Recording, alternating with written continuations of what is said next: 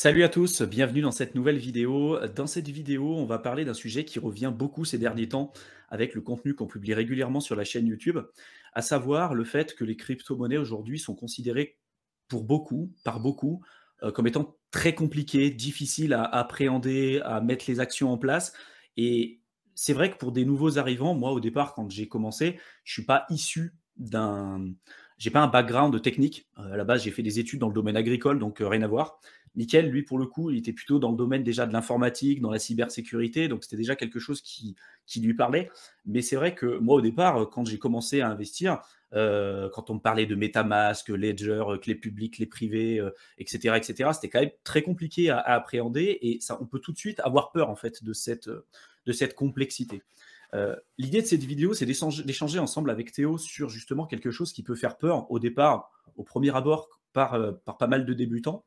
Hem, Justement cette complexité, ça peut être vu à la fois comme un inconvénient, mais également aussi comme un gros avantage. Parce que selon moi, beaucoup de gens en fait aujourd'hui laissent leurs crypto-monnaies, par exemple sur des plateformes d'échange centralisées comme Binance, Kraken, KuCoin et même plus récemment FTX, Celsius ou BlockFi qui ont fait faillite. Et qui perdent l'intégralité de leurs capitaux comme ça du jour au lendemain parce qu'ils ont peur de savoir utiliser une ledger, ou de prendre en main correctement leur crypto-monnaie. Je vous rappelle quand même que l'objectif des crypto-monnaies, je le répète souvent, mais c'est d'éliminer le risque de contrepartie, d'éliminer les intermédiaires et de se recentrer véritablement sur la possession de nos actifs.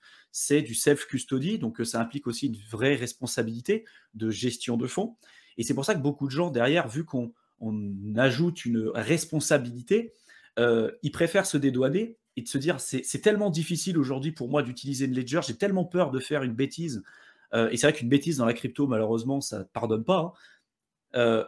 Du coup, ils préfèrent les laisser sur des plateformes d'échange centralisées, là où il y a un vrai risque de contrepartie parce que du coup, c'est plus de leur ressort et ils se dédouanent un petit peu. Tu vois ce que je veux dire? Et du coup, je pense que d'une certaine manière, Heu, cette complexité, ça peut être vu comme un avantage, mais également aussi comme un inconvénient. Parce que si aujourd'hui, on a la possibilité d'obtenir des, rendements aussi importants dans le domaine des crypto-monnaies, c'est la classe d'actifs la plus performante de toute l'histoire de l'humanité. Cette, performance, on la paye surtout au prix de la volatilité. C'est pour ça qu'on a une volatilité extrême dans les crypto-monnaies. Sans volatilité, il n'y a pas de performance. Donc, pourquoi aujourd'hui il y a autant d'opportunités? C'est parce que justement, on a une barrière d'entrée dans la crypto-monnaie qui aujourd'hui est élevée au niveau technique, au niveau technologique. Au moment où ça sera extrêmement simple pour l'écrasante majorité des gens pour investir dans les crypto-monnaies avec juste un seul bouton, il y aura plus cette barrière d'entrée. Mais du coup, la compétition sera importante, sera extrêmement élevée et les résultats et les retours sur investissement qu'on pourra avoir seront nettement plus faibles. J'ai déjà donné plusieurs fois l'exemple, mais c'est la même chose avec le dropshipping qu'on pouvait avoir il y a quelques années en arrière. Le dropshipping, c'est on va se créer un site web, on va aller sourcer quelques produits, souvent en Chine, pas trop cher, on va les mettre sur notre site web, on fait de la pub, on les vend plus cher, les gens achètent nos produits sur notre site web et nous, on empoche la différence et on fait venir les produits directement de Chine chez notre client. Bon, il y a plein de possibilités après de stocker les produits en Europe ou en France pour limiter après le temps de livraison, etc. Mais ce que je veux dire par là, c'est qu'il y a quelques années en arrière, créer un site web, c'était extrêmement compliqué. Il fallait faire du développement, il fallait savoir utiliser WordPress, enfin bref, c'était pas ouvert à monsieur, madame, tout le monde. Donc il y avait une barrière d'entrée qui était énorme, une barrière technologique qui était énorme, et donc même si on avait un site à l'époque qui était pourri, il y avait tellement personne qui était capable de faire des sites web que de vendre un produit, même si on avait des produits qui étaient pourris et un site web qui était dégueulasse, on avait la possibilité de pouvoir faire beaucoup d'argent parce qu'il n'y avait personne sur le marché. Ensuite est venu Shopify. Shopify, qui est une plateforme qui permet de faire des sites web pas chers et optimisés justement pour le dropshipping et pour la vente sur Internet. Ce qui fait que cette barrière d'entrée pour la création de sites web a volé en éclats. Maintenant, n'importe qui peut, avec quelques clics et avec un abonnement de quelques dizaines d'euros par mois, a la possibilité de pouvoir créer un site web comme ça et d'aller sourcer les produits en Chine de manière extrêmement simple. Donc on a brisé cette barrière d'entrée, par contre on a extrêmement augmenté la compétition sur le marché.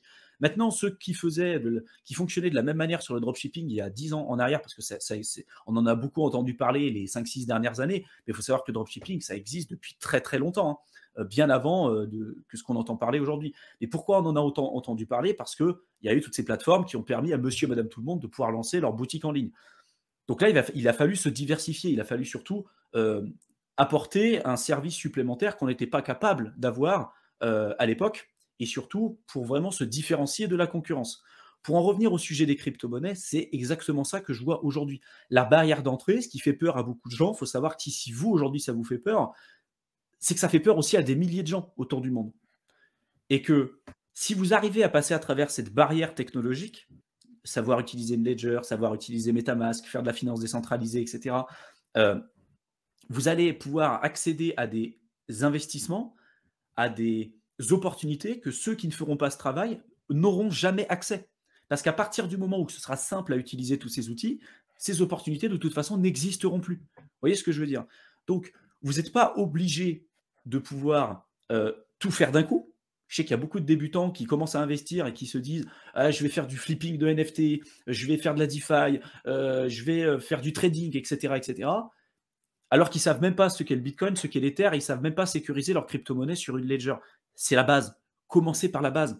Commencez à comprendre vraiment les fondamentaux, vous intéresser aux plus gros projets et savoir stocker vos crypto-monnaies en hors ligne. On a fait plein de tutoriels sur cette chaîne YouTube pour vous montrer véritablement comment ça fonctionne. Et après, vous rajoutez des briques supplémentaires. Si vous voulez faire de la DeFi, apprendre à utiliser MetaMask. Si vous voulez faire, encore une fois, du flipping de NFT, vous pourrez le faire. Mais essayez pas de tout faire, parce que si vous regardez tout ce qui existe et vous essayez de tout faire, là, vous allez être perdu devant une montagne énorme et vous vous dites, punaise, c'est trop compliqué, j'y arriverai jamais. Commencez brique par brique. Nous, avec Théo, Mickaël et Benjamin, ça fait des années qu'on est dans les crypto-monnaies. Ça fait des années qu'on s'intéresse à tout ça et on adore ça, on fait ça tous les jours. C'est normal que ce soit plus simple pour nous. Et encore, on en apprend tous les jours aujourd'hui. Euh, on se rend compte justement de la complexité des choses à partir du moment où on commence à avoir des vraies connaissances sur le sujet. C'est un peu le syndrome de Dunning-Kruger qu'on a évoqué à plusieurs reprises ensemble, mais c'est la fausse intelligence ou la fausse croyance qu'on a l'impression d'être un expert alors qu'en fait pas du tout. Vous vous renseignerez sur le syndrome de Dunning-Kruger, mais voilà, il faut faire très attention, il faut rester très humble et commencer à investir petit à petit et de rajouter des briques sur notre stratégie d'investissement au fur et à mesure qu'on va gagner en compétences. S'il vous faut plusieurs mois pour acquérir les compétences nécessaires pour gérer correctement vos fonds, il vous faudra plusieurs mois. Il y en aura certains, ça sera quelques jours, d'autres quelques semaines, d'autres quelques mois, d'autres quelques années. C'est pas grave, on avance chacun à notre rythme, mais il faut le faire. Il faut éviter de se dédouaner parce que malheureusement, quand on voit ce qui existe sur FTX, sur Celsius, sur BlockFi, etc., c'est toujours la même chose. Quand vous recherchez la simplicité, vous prenez un risque souvent qui n'est pas mesuré. Vous avez l'impression que c'est un risque qui est faible, alors qu'en fait, il est extrêmement élevé. Et le risque final, en réalité, c'est que vous perdiez l'intégralité de vos crypto-monnaies. Voilà, bon, je vais arrêter de parler parce que j'ai déjà fait l'introduction qui est très longue. Je ne sais pas si toi, tu veux rebondir, Théo, mais... Ouais, bah, c'est déjà rebondir sur déjà les fondamentaux et aussi la situation dans laquelle on se trouve quand on parle de la crypto, parce que c'est vrai qu'on a vite tendance à se dire, voilà, j'en sais pas assez, il faut que j'apprenne plus, c'est compliqué, sur quoi il faut que j'investisse, les gens sont en train de faire de l'argent dans la crypto et pas moi. Et c'est vrai que quand on souffle un peu, qu'on prend une pause et qu'on parle avec des gens de tous les jours, et je dis ça parce que ça m'est arrivé cette semaine, et j'étais mangé avec des collègues à midi, et on commence à parler, voilà, la situation, l'inflation, c'est vrai qu'on n'a pas... voilà, on manque d'argent, les factures qui augmentent et tout, et du coup, pourquoi c'est important d'avoir une épargne, voilà, finances personnelles. Et moi, j'étais là un peu, bon, finances personnelles, épargne, il y a peut-être autre chose à faire, quoi. Et du coup, c'est vrai que on a parlé beaucoup d'épargne, et après, il dit, bah ouais, c'est bien d'avoir de l'épargne, c'est bien d'avoir, il faut effectivement avoir un matelas de sécurité, mais une fois que tu as suffisamment, voilà, d'argent pour t'assurer suffisamment, voilà, pour pouvoir venir, quoi. Tu as peut-être 6 mois, 1 an d'avance pour maintenir ton niveau de vie si jamais il se passe quelque chose, voilà, même sans revenu, bon, tu as suffisamment à la banque, tu as ton matelas de sécurité. Qu'est-ce que tu fais de ton argent après? Il faudrait peut-être commencer à l'investir à un moment donné. Et juste cette étape-là, et je pense que la majorité des gens ne sont pas prêts à franchir cette étape-là, c'est-à-dire, bon, j'ai de l'épargne à la banque. Ouais, il y a beaucoup de gens aussi qui n'ont même pas besoin parce que ça les intéresse même pas, bon, ou alors ils n'ont pas les moyens, ou alors ils sont pas forcément en capacité d'avoir ne serait-ce que de l'argent à la banque pour pouvoir penser à qu'est-ce qu'on en fait après. Donc bon, c'est un autre cas, mais bon, ça existe aussi. Et donc du coup, il y a ces gens-là qui n'ont même pas d'épargne. Du coup, après les gens qui ont de l'épargne, et après les gens qui commencent à penser à investir, mais là on parle d'investissement dans l'immobilier, souvent, en France et même en Europe en général, tout ce qui est actifs financiers, actions, obligations d'État, c'est quelque chose qui est pas très connu, et les gens ont peur. Donc, moi, mes collègues, je dis, les actions, ah, on s'est intéressé, mais même les ETF, je comprends pas trop, ça bouge, ça monte, j'ai pas trop envie d'investir mon argent là-dedans. Et après, donc là, on passe la crypto qui est encore un niveau au-dessus. Donc là, il y a beaucoup plus de volatilité. En plus, il peut y avoir, ce qu'on a dit, des barrières techniques. Et donc, du coup, il faut bien comprendre aussi qu'il y a toutes ces strates-là qui sont prises. Et donc, quand on commence et quand on saute le pas de dire, bon, je vais investir dans ma crypto, je vais me former, on fait déjà partie d'une minorité de gens. Hein, parce qu'on a vite tendance à l'oublier, regarder quoi. beaucoup de contenu, voilà, à dire tout le monde investit, à parler avec des gens qui investissent aussi. Et du coup, on rentre dans notre bulle crypto où on a l'impression que tout le monde en sait plus que nous et tout le monde investit. Mais il faut remettre les choses dans son contexte aussi, qui est que et on fait partie d'une très petite minorité. Et après, pour rebondir aussi sur ce que tu as dit, dans cette petite minorité, il y a une grande majorité des gens qui sont rentrés, mais qui sont pas forcément hyper confiants ou tout du moins qui recherchent la facilité et qui du coup vont se tourner vers des acteurs centralisés qui font des belles promesses où on leur dit déposez vos cryptos, obtenez du rendement, on s'occupe de tout, il n'y a pas de risque et voilà, faites-nous confiance. Et du coup, ce que tu as dit toi, hein, cette année c'est un peu l'hécatombe des plateformes centralisées qui proposent du rendement. Et du coup, je suis totalement d'accord de faire, si vous rentrez dans la crypto, le mieux c'est encore de jouer le jeu jusqu'au bout, c'est-à-dire se former pour profiter de toutes les opportunités. Et ça va passer forcément par en savoir un peu plus que la moyenne. Il faut savoir que je pense que la grande majorité des gens, ils n'ont pas forcément des connaissances très poussées dans la crypto-monnaie. Ils ne vont pas forcément chercher à savoir ce que c'est la DeFi, comment bien protéger ses cryptos, utiliser des portefeuilles à froid, des ledgers, que ce soit pour faire du sexe normal ou aller faire de la finance décentralisée, utiliser sa ledger sur MetaMask. Enfin, il y a plein de choses qu'on peut mettre en place et on peut toujours aller plus loin. Mais il y a plein de gens qui se disent juste je vais investir un peu de mon argent dans la crypto et pour ça, je ne vais pas me prendre trop la tête. Je vais aller voir un acteur centralisé qui paraît être confiant, je vais donner mon argent, je vais le laisser, et voilà. Et du coup, il y a plein de personnes, je pense, qui ne font pas d'étapes supérieures. Donc, si vous le faites, on pourrait revenir Vous à allez vous l'esprit des étapes, dissocier, quoi. vous faites vraiment partie d'une très petite minorité de gens qui font ces efforts et du coup qui ont plus d'opportunités. Et après, aussi par rapport à l'adoption, pour rebondir sur le thème de l'adoption et le fait de moins il y aura de barrières d'entrée, plus ça sera compliqué. On a déjà commencé à le voir, par exemple, avec Bitcoin. Donc, il y a de plus en plus d'institutionnels qui sont rentrés en 2021 avec de gros acteurs, même de la finance traditionnelle, qui ont commencé à investir. Et du coup, ça fait qu'il y a de plus en plus de capitaux. Donc, le market cap est de plus en plus grand, avec des acteurs de plus en plus professionnels, donc du coup, qui savent un peu plus gérer les bear markets. Voilà, ils n'ont pas forcément intérêt à ce que le prix donne trop. Donc, du coup, ça va forcément lisser aussi la volatilité, mais ça va lisser aussi le rendement. C'est-à-dire, plus il y aura de gens qui seront dans la crypto, plus il y aura de capital qui aurait été investi, plus il y aura de gros acteurs, moins il y aura de la volatilité, mais du coup, plus ça limitera vos rendements aussi. C'est-à-dire que maintenant, le Bitcoin, il y a toujours du potentiel à la hausse, il n'y a pas de souci. Par contre, je pense qu'espérer faire du x10 dans les 5 prochaines années sur Bitcoin, je pense que c'est une utopie. Maintenant, c'est ce genre de hausse-là, pour cet actif-là, c'est passé. Et il faut bien comprendre que petit à petit, on va descendre dans le market cap, on va descendre dans les coins, et plus il y aura de gens qui vont investir et plus il y aura d'argent, plus il faudra encore plus d'argent pour faire bouger le prix. Donc là où tu as un market cap de peut-être 1 milliard, qui au final peut paraître beaucoup, mais qui est pas grand-chose, même pour la crypto, mais avec 2 milliards, tu doubles le prix. Une fois que tu as un market cap de 1 trillion, pour doubler le prix, pour aller chercher le deuxième trillion, c'est plus compliqué. Donc, faut voir ça aussi que c'est pas un appel à forcément investir sur des shitcoins qui sont après le top altcoin 200, mais il faut aussi avoir cette notion-là que plus il y a d'argent dans un écosystème, plus au final les rendements vont être limités parce que voilà, tout le monde a compris l'opportunité, tous les gros acteurs sont déjà rentrés, donc oui, il y aura un pourcentage annuel lissé en moyenne annuelle qui sera peut-être plus intéressant que dans d'autres classes d'actifs, mais qui n'auront rien à voir avec ce que les gens et beaucoup de gens pensent en disant je vais mettre un peu d'argent sur le Bitcoin. Et j'ai entendu parler 2 fois 200, 2 fois 1000, 2 fois entre des gens qui réfléchissent très tôt avec des happy stories un petit peu, mais ça, il faut bien avoir confiance aussi que ça que pour ça, plus on va avancer et plus ça va être des coins qui vont être hauts dans le classement en termes d'utilisation et de market cap, moins il va y avoir de potentiel de gain. Donc c'est pour ça aussi que plus on s'y intéresse tôt et plus on va avoir des compétences techniques et savoir ce qu'on fait, plus on va pouvoir déjà se dissocier et sortir un peu par le haut du reste des investisseurs, mais aussi on va pouvoir profiter le plus tôt possible des opportunités. Et en plus en crypto, on le sait très bien, être longtemps dans le marché, c'est mieux que d'essayer de battre le marché. Donc au final, rentrer tôt sur un projet de qualité en ayant les bonnes compétences techniques pour pouvoir maintenir évidemment ce capital sur le long terme, déjà c'est souvent moins risqué. Au niveau mental, c'est plus facile que de faire du trading. Ça prend moins de temps. Et historiquement, et pour l'instant, ça s'est toujours vérifié en crypto, que voilà, maintenir un bon projet sur le long terme, c'est même plus rentable que d'essayer de faire du trading ou quelque autre technique. Donc, voilà, Ouais, c'est clair. je me suis Et, un peu. et après, moi, ce que j'ai remarqué aussi, je sais pas si tu es d'accord avec moi, mais dans la vie de tous les jours, tu vois, ça ne viendrait jamais à l'idée de ne pas avoir fait d'études de médecine et de se revendiquer comme étant médecin. Tu vois, on se dirait forcément, je veux faire médecine, enfin, je vais être médecin, je vais faire des. Non, mais de manière générale, Avec, tu vois, moi, demain, avec le virus qu'on ne peut pas parler, il y a plein de gens qui se sont découverts des vocations, hein. oui, ok. Mais ce que je veux dire par là, c'est que de manière générale, il y a des corps de métier. Tu vois, si demain, moi, je veux bosser dans le BTP, j'ai aucune connaissance dans le BTP, je vais pas aller dedans. Je sais qu'il va falloir que je me forme.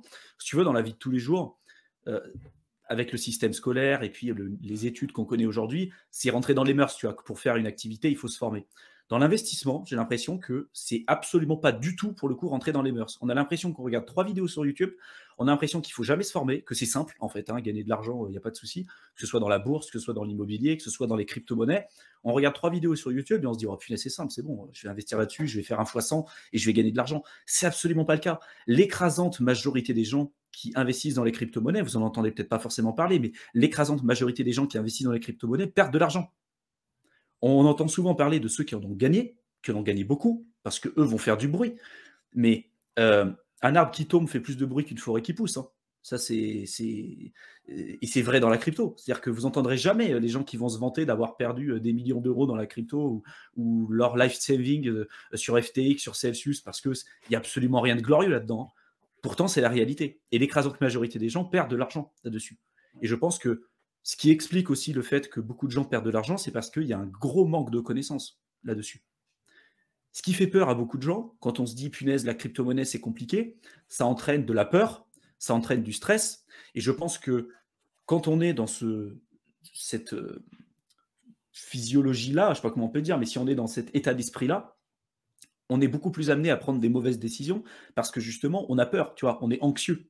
Alors que quand on va se former, tout de suite, la peur et le stress va prendre de moins en moins de place parce que ce qui nous fait peur, en réalité, c'est notre manque de compétences. Si on est compétent et qu'on sait ce qu'on fait et qu'on est correctement accompagné, on a beaucoup plus confiance en nos investissements et en ce qu'on fait. Et on reprend la responsabilité aussi de nos investissements. Nous, on parle tout le temps de prendre la responsabilité des décisions qui nous arrivent et d'éviter d'être quelqu'un qui va toujours se plaindre tout le temps, hein. Et ça, c'est vrai qu'en France, on est très bon là-dedans, hein. Se plaindre, là, il nous arrive une bricole, on se plaint, on se plaint, on se plaint. Et je dis pas que c'est pas légitime, on peut se plaindre. Et après, derrière, qu'est-ce que tu fais? Une fois que tu t'es plaint, de toute façon, ça ne changera pas ta situation. Qu'est-ce que tu fais véritablement pour changer? Et je pense que dans la crypto, il faut vraiment partir du principe que c'est un actif qui est risqué, qui est très performant sur le long terme, mais qu'entre guillemets, cette performance, il faut aller la chercher. Et que pour aller la chercher, il faut avoir des compétences. Il faut avoir des compétences techniques, il faut avoir des compétences aussi technologiques, il faut savoir se remettre en question, il faut pouvoir suivre aussi les bonnes personnes. Et ça, c'est la base. Si on ne se forme pas de toute façon et qu'on fait comme monsieur et madame tout le monde, malheureusement, on aura les résultats de monsieur et madame tout le monde et on aura très peu de résultats, voire on perdra de l'argent. C'est ce qui arrive à l'écrasante majorité des gens. Donc, ce que je voulais dire par là, c'est qu'avec Mickaël, on a mis en place un système notamment pour vous permettre de nous avoir directement au téléphone pour échanger avec vous sur votre situation personnelle aujourd'hui et à l'instant T. Ça serait tellement plus simple pour nous de pouvoir vous envoyer un email en vous disant c'est bon, prenez une formation ou un accompagnement et c'est bon, vous vous débrouillez. Sauf qu'après avoir accompagné maintenant des centaines et des centaines de personnes dans la crypto-monnaie de tout horizon différent, des gens qui avaient beaucoup d'argent, des gens qui n'avaient pas beaucoup, des personnes âgées, des personnes beaucoup plus jeunes, etc., etc., on s'est rendu compte que la meilleure manière pour nous, pour pouvoir vous accompagner et vous permettre d'aller beaucoup plus loin, c'est de connaître vos objectifs personnels et vraiment la situation dans laquelle vous êtes aujourd'hui à l'instant T. Sans ça, malheureusement, on ne pourra pas correctement vous aiguiller et on ne pourra pas correctement vous aider. Donc, si aujourd'hui vous voulez investir dans les crypto-monnaies, vous voulez avancer, vous voulez vous former et vous voulez aller beaucoup plus loin, n'hésitez pas à réserver un appel avec nous directement. Vous avez le lien dans la description de la vidéo. Vous cliquez dessus. Vous répondez à l'ensemble des questions qu'on vous aura préparées, justement, donc vous répondez de manière objective. Vous sélectionnez un créneau avec nous pour nous avoir directement au téléphone, et après on verra la meilleure solution pour pouvoir vous accompagner, et si on peut vous accompagner. Bien évidemment, il y a des personnes qu'on ne peut pas accompagner parce que, bah, par exemple, si c'est pour faire du trading, nous, on ne fait pas de trading. Voilà. Nous, on fait de l'investissement long terme avec des revenus passifs pour éventuellement essayer d'atteindre l'indépendance ou la liberté financière sur plusieurs années, hein. On n'est pas là en train de vous permettre de faire des fois 100 ou des fois 1000 sur 3 semaines, hein. Ce n'est pas notre objectif. Mais voilà, si on vous voulez vraiment, si vous êtes sérieux, vous avez envie d'apprendre, vous avez envie de progresser, vous avez envie de vous remettre en question, n'hésitez pas à réserver un appel avec nous, c'est offert, vous n'avez rien à débourser. Et l'idée, c'est de connaître votre situation personnelle et voir ensemble comment on pourrait potentiellement vous aider à aller plus loin. Donc, je vous souhaite une excellente fin de soirée. Si vous avez des suggestions de sujets de vidéos que vous aimeriez qu'on traite par la suite, n'hésitez pas à nous en faire part dans la section commentaires. On vous souhaite une excellente fin de soirée et on vous retrouve dans une prochaine vidéo. À bientôt.